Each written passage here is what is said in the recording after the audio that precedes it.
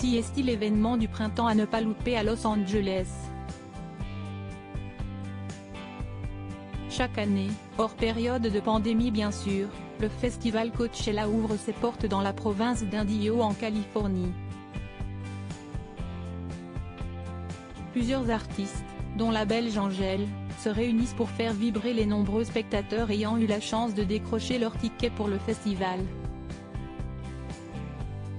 De nombreux Français sont prêts à casser la tirelire pour voir leurs artistes préférés sur scène.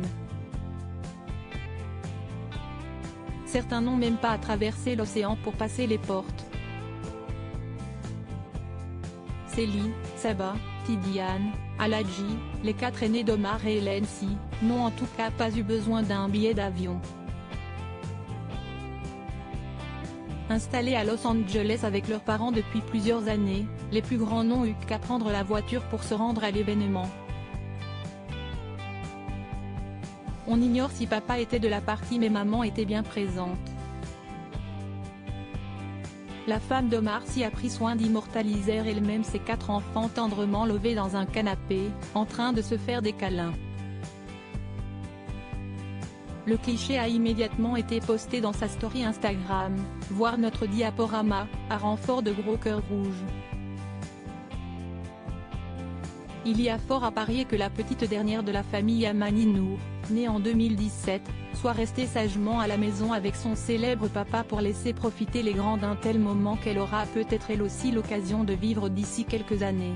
Je fais pareil avec mes enfants s'ils n'est pas du genre à évoquer sa vie de famille et ses 5 enfants à tout bout de champ. Omar Sy accepte parfois de se livrer sur sa tribu et l'éducation que lui et son épouse Hélène leur donnent.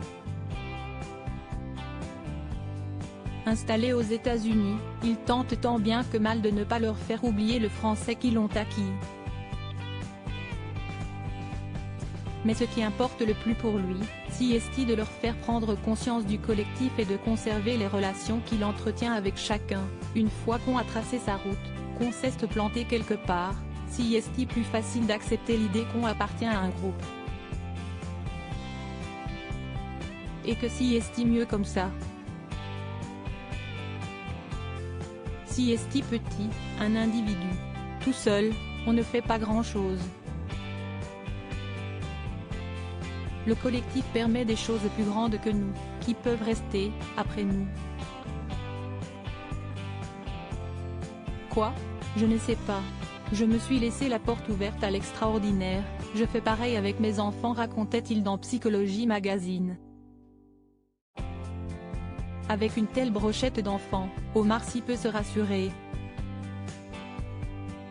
Ils ne seront jamais seuls et ne devraient donc logiquement ne jamais jurer que par eux-mêmes.